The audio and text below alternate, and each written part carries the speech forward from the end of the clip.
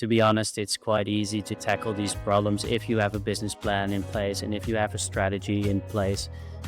It's not rocket science, but you do need a bit of structure, a bit of strategy, and a bit of commercial thinking as well, because if you don't think about it commercially, you can't make as much positive impact as you'd like to.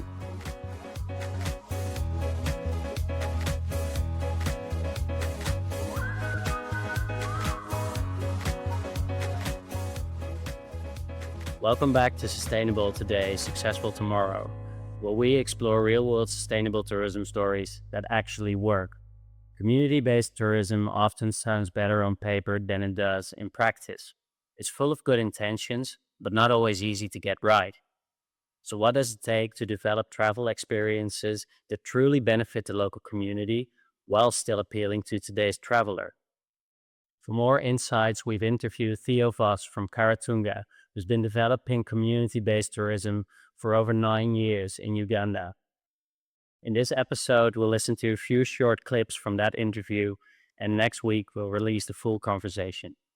So let's get into it.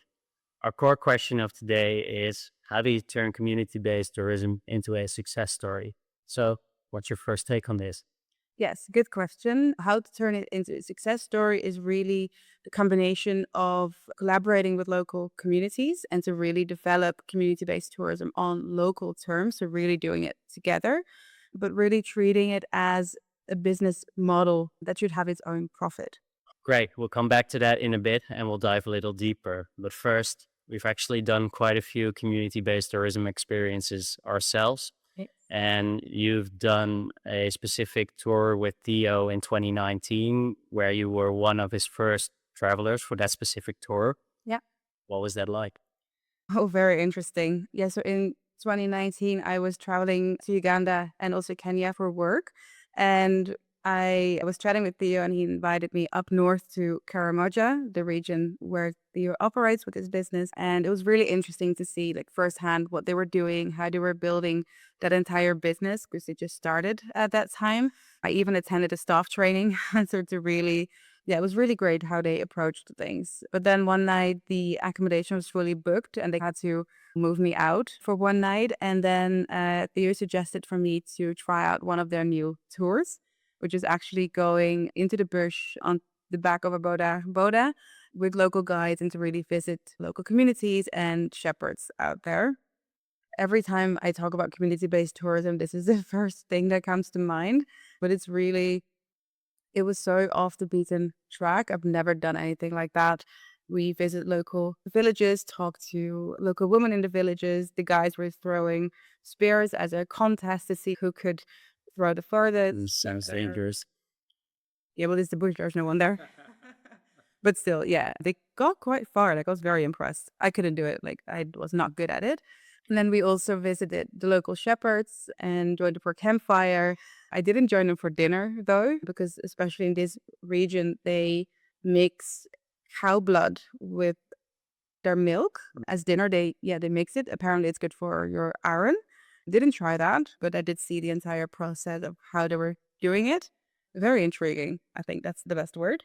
That does sound like quite the amazing experience, and definitely to be able to experience it this early on in the early stages of development. So you Yeah. can also get a little behind the scenes. But I do have some questions about the blood with milk drinking. You said you didn't do it. Did you actually get dinner that night? Yes, I did. I must have. What did I eat? I don't know, maybe bread? I think we roasted something on the fire. I don't remember, but I do remember that I didn't want to try the blood Yeah, with the milk. Also, the smell, like I'm not really good with these. I've actually read that if you would drink something like that and you're not used to the bacteria that are inside blood, it could be quite dangerous. So I think it's good I think it's good you that I didn't eat it. you didn't get involved in that. Yeah, but I guess it would have been a great story if I did. But yeah, no, I didn't try that. This overall experience, like going out there with these local guys, to really be taken through what daily lives look for them and to wake up in a tent in the middle of nowhere.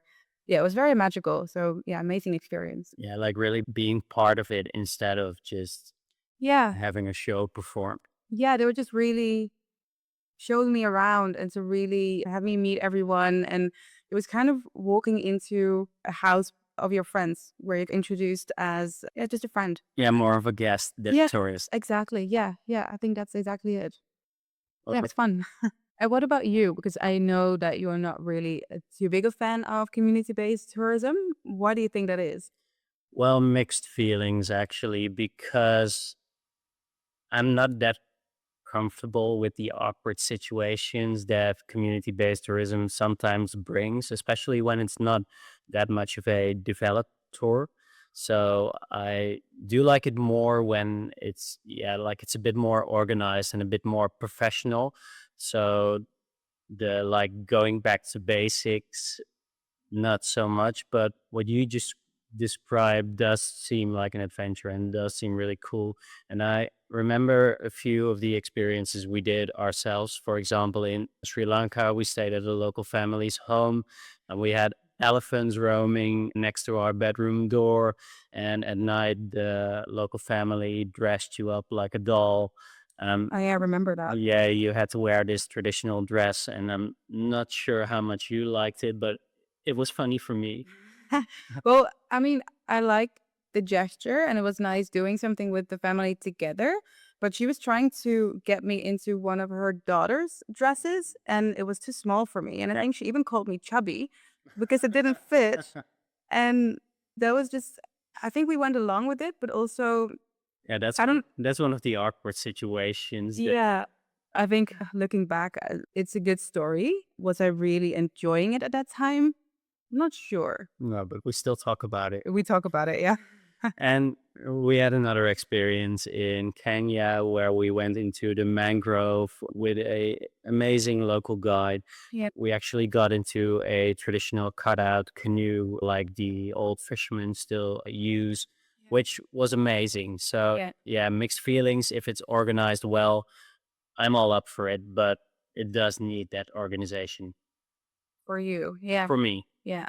I do understand the mixed feelings, and I have to say I'm quite on the same page on that. But I do think, like, for me, and maybe for you as well, it stands with having a good English guide. Yeah. So being able to properly communicate with the locals, because you kind of avoid the awkward situations if you don't really understand what's happening, what's going on, and when you can't really exchange anything. So I think if you have someone who speaks English who can show you around or translate or really involve you in what's happening, that makes all the difference. Yeah, I'm guessing communication is key in this case, and a guide can really bridge that gap between the tourist and the local community themselves if they don't speak English all that Yeah, well. yeah, absolutely. But to bring things back to the main question, how do you turn community based tourism into a success story? We actually want to listen to a clip from Theo where he explains what it is that most businesses struggle with when developing community based tourism. Yeah, let's play it. The most important reason that many CBT companies are struggling is I think they don't see it as a business. There's also, when we started Kara-Tunga, we really emphasized let's look at it as a business and not just like a charity. That's also what I see in other initiatives. They started because it's a good idea, they have a nice community, they have a nice experience, but then they don't think about, am I accessible? Is it going to be profitable? Did we think about the operational challenges also coming in? Do we have a bit of capital also to invest in marketing? Are we able to reach out to tour operators? A few weeks ago, we had a meeting with some CBT actors and they said, I don't know why nobody's coming. I'm like, did you think about the business model? Did you think about marketing yourself? Yeah, I thought we just going to be at some events and people would come. But there also should be something in for the tourists, but as well, so there should be something in for travel agents and tour operators. And especially actually in this early stage of kickstarting CBT experience, where you need to really highly invest in marketing yourself, refining your products, sensitizing the communities. It sounds like fun and low cost, but at the end of the day, somebody needs to invest the time in it. And that's sometimes, I think, underestimated. That's such good advice. And you really need to think about it with a business mindset, don't you think? Yeah, no, absolutely. And this is also exactly what Theo proves that to be successful, you need this business plan, a strategy, a structure, and the money actually to support it, to support your nice idea. And think also what Theo said about having a nice community, but being it too remote. I've heard that before, and I've seen a lot more projects like that where often the community-based tourism experience is really great, but then it's just too remote or not interesting enough for the tour operator to include it or adapt their entire itinerary to make that happen. Because in the end, the travel agent or the tour operator needs to resell it to the traveler and they have to promote it properly. So as a community-based project, you really have to make sure that you know what's in it for the traveler and how can I sell this? Yeah. Because the traveler is not only going to come just to support the community. You always have to think about what's in it for them. Otherwise, your project won't create positive impact that you're imagining it to be. Yeah, I completely agree. You do need that kind of business strategy to make it work. And to be honest, it's quite easy to tackle these problems if you have a business plan in place and if you have a strategy in place. It's not rocket science, but you do need a bit of structure, a bit of strategy, and a bit of commercial thinking as well. Because if you don't think about it commercially, you can't make as much positive impact as you'd like to. Yeah, no, exactly. And I think this is what Theo said in the beginning is that you have to treat it as a business model. And even nonprofits need money to make it happen. So the better you are in all this, developing it, selling it, the more impact you can make. So let's say you have the business plan and strategy into place. That's just the first step, right? Community-based tourism brings their own set of challenges, and you do really need the structure to make it work. Yeah. But when it does work, it's usually when there's something real behind it.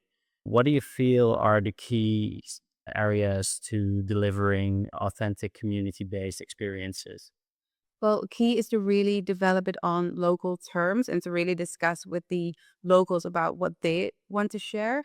Because, for example, Theo mentioned something about travelers looking for traditional, authentic, community based experiences, but they're actually thinking about authentic life 50 years ago. More of a history lesson instead of. Yeah, exactly. And what's actually authentic is having locals show you around, inviting you as a guest in their home, involving you in their day-to-day activities and sharing their traditions and culture. So by doing it on local terms, you can really ensure it's actually authentic in a way that just represents true daily life. And what you also mentioned is that by doing it on local terms, it really increased the pride of the local communities. And because the Karamoja region where Kara-Tunga operates has a very rich history and a lot of traditions, culture that are very different from other regions in Uganda and actually also quite different from other regions in Africa. And for these communities to understand that there are international travelers traveling from all over the world to come and experience that really increases their pride. And they're so excited about that. And by being so excited about sharing all of that with travelers, it gives that extra experience for travelers as well, because it's really genuine excitement, genuine experiences, and very daily exchanges. So I think that's very important. Yeah, doing things right on the ground is absolutely essential. And I do feel that these things like creating genuine interactions, working with local guides, empowering the local community to do it on local terms, that's what makes it meaningful. Yeah. And I do feel that Karatunga is also doing more than just generating local income. They're really doing something for the community. It must be exciting for them as well because, like you said, they have international travelers coming over, sharing experiences with them at a campfire. That must be special for them as well, right? Yeah, no, absolutely. And this is actually the entire goal of Karatunga. That's also why they started, because the Karamoja region has had a long history also of conflicts and of war. And now that peace has returned to the region, Theo really wants to focus on uplifting the communities and to really ensure that everyone in the world can experience how beautiful and amazing the region is. Yeah. So their goal is not just to offer community-based tourism, but it's really to develop the region in general. So they're really doing it for the destination. And the way that you're doing that brings us to another important aspect, which is who are you developing it for? So, what people are you targeting? What kind of travelers are you targeting? And that is something that Theo had quite some interesting things to say about. Yes. So, let's listen to a clip. Let's do that. We had really backpackers, people who travel in the local taxis and wanted to have the most rural experience they could get. And slowly what we noticed that actually for us, it became less relevant because we are looking at having a bit more impact, involving more communities. So we actually let go of that really rural audience, the backpackers, because we noticed that actually also the mid-range tourists who want a CBT experience just have different needs. They want a bit more comfort, they want a bit more organization, they want an invoice. The tour operators want also some professionalism and an email address to be answered. So we actually jumped up a little bit to a different target audience to actually offer the CBT experience for people who are a bit less raw or backpacking style. Because we saw that the business model for the backpackers was not as interesting for our growth.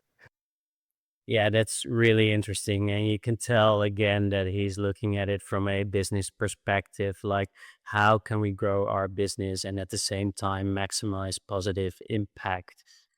Do you think that kind of shift in target audience is something that more community-based tourism businesses should explore? I think that's a sensitive question because I understand what Theo is doing because they looked for travelers that have a bit more to spend in able for them to create more positive impact in the region. And we also talked about this in our previous episode when we talked about Jakarta travel is do you need more money to create more positive impact? And it looks like that it's also the case for community-based tourism. So it's definitely interesting to explore, but it doesn't mean that you can't organize or develop community-based tourism on a budget. They're just targeting a different traveler. Yeah. Because if you're looking for that traveler that's really ready to go back to basic, you don't need too much of a budget. But for Kara-Tunga is that they want to work with tour operators, with agents, and they really invested time and money in making their business more professional and also more comfortable. So to allow travelers that are not really used to the going back to basic experiences to still experience these cultural experiences in a way that they thought they might not be interested in. Yeah, exactly. It just needs to be clear who you are targeting as a business. I think that's the important thing here. You can either target backpackers or middle class or upper class.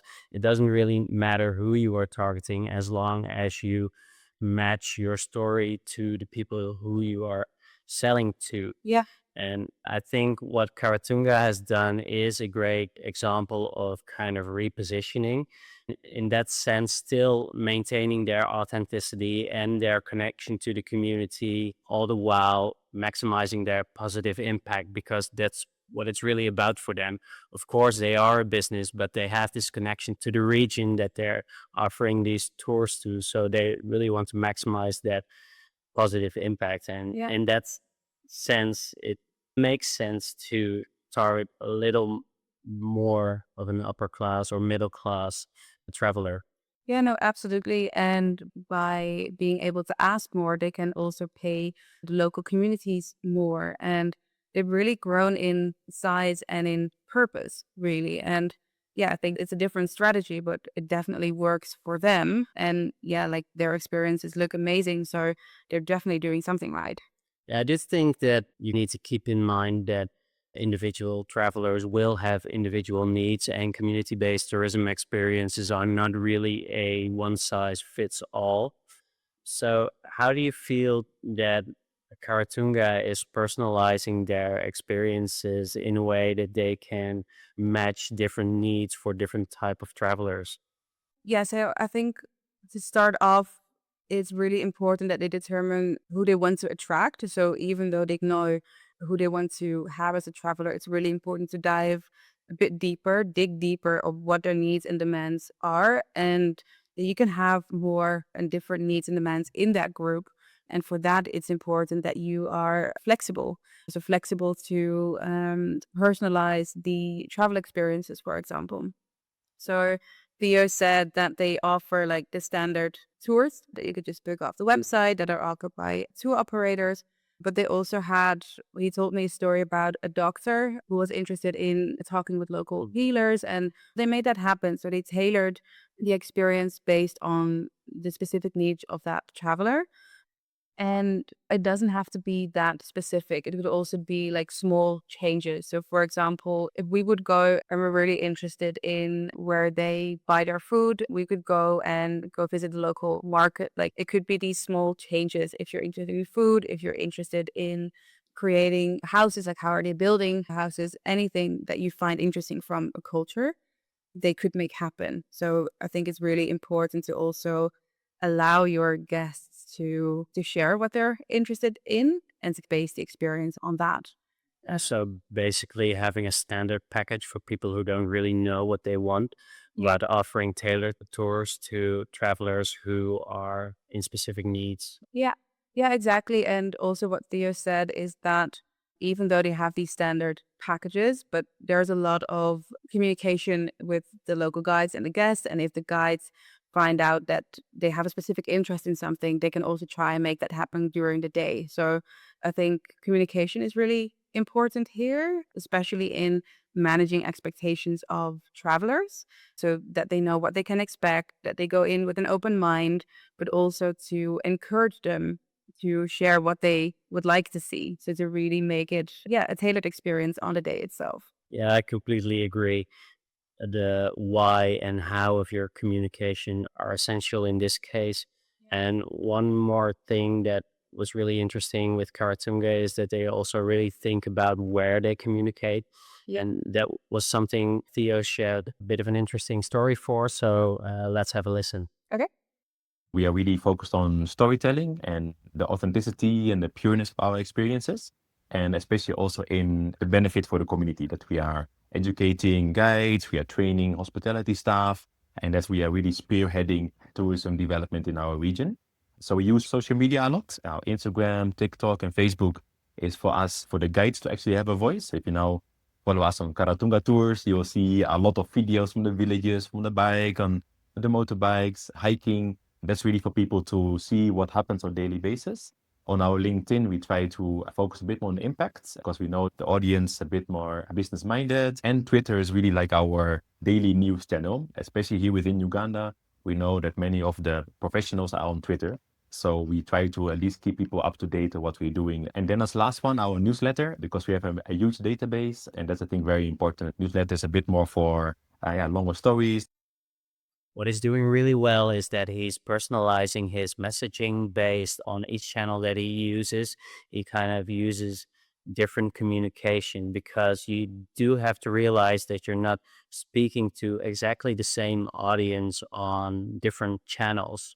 Yeah. That's a really important thing to always keep in mind when you're communicating on, for example, social media or your newsletter, is that the audience is a little different. Yeah. Yeah, exactly. And another thing that's also important, and he did mention it, but he didn't go into it too deeply, is storytelling. How do you feel that businesses can incorporate storytelling better to improve their communication? Yeah, I think what's very important here is that it's again on local terms. So to really have the locals share the stories. So really sit down with them and really brainstorm on what they want to share about the culture, about the activities. Maybe have guides introduce themselves and share their favorite activity of their day. So to really forge that personal connection. And also while you're doing that, really focus on creating like a library of stories that you have so that every time you're trying to create new content that you can kind of pick a story from there. I think that's a really good basis. Yeah, the story library is definitely a powerful asset, and we've used it ourselves many times, and we keep on adding new stories to it as well. Yeah, exactly. Yeah, and I also think that what's interesting in what Theo said in this clip is that they're not really sharing the positive impact they're creating on their social media channels because they feel it's not really the right place or that the travelers are not interested. But I do think, and storytelling is a really good tool for that, that if they find the right tone of voice, that they can actually raise awareness and incorporate this positive impact with the adventure stories that Yeah. they're sharing. You need to find a hook that makes it interesting Yeah. for the traveler as well. If you talk about data and specific details, they might not be as interested, but I'm pretty sure they're interested in his background story because he actually has an amazing story. And Yeah. stories like these can really make your business stand out. Yeah. And travel is all about creating experiences and creating stories. So, what better way to spark travelers' imagination than by using storytelling? Yeah. It's such a powerful tool, especially in community-based tourism. There's so many stories to tell on basically anything. Yeah. Yeah, so there's a lot of potential. You just have to put the time and effort into collecting these stories and then finding the hook on how to communicate. Yeah, definitely. Time and effort is key in this. It does take time and it does take a lot of effort, but it's definitely worth it. Unfortunately, it's already time to wrap up again. Looking back, what stood out to you most in your interview with Theo? I think what stood out most was that it's very great to see like how far they have come. Like when I visited them 7 years ago, it was still a small business and they were doing amazing things, but you can really see that they stepped up their game and to really treat it as a business, and they're really backing it up with a proper strategy, with a marketing plan, and really amazing experiences. And what Theo said, like they focused on internal training, collaboration, better product design, and to really, they're in it for profit. And I think this is kind of unique in the community-based tourism industry, but they're in it for profit to be able to invest it back into the region. So they're actually building 2 new lodges in a remote area so they can spread the impact, have travelers go out even further, stay longer. So they're in it for the profit, but to reinvest all that in the community. And I think that's a really great business model. Which kind of brings us back to our core question. How do you turn community-based tourism into a success story? Any final tips for business trying to do the same? Yes, I think we covered most, but it's really the combination of doing it, treating it as a business. So using its business model, developing it on local terms. So in collaboration with the local communities, but then all that in a way that it's connected to traveler needs. So making sure that the experience appeals to travelers and also appeals to tour operators that have to sell it to these travelers. And you can also see that's also what Theo is doing. So they're really selling the adventure. They're selling what the traveler is looking for. So not specifically the positive impact, but the positive impact is there. But by selling the adventure, they will have the income to create more positive impact. Yeah, exactly. It's all about finding the right balance, and the balance should be between creating positive impact for the community and being marketable. Yeah. Yeah. And I think that what's important to remark here is that, yes, the win for the local community should always be priority because that's what community based tourism is.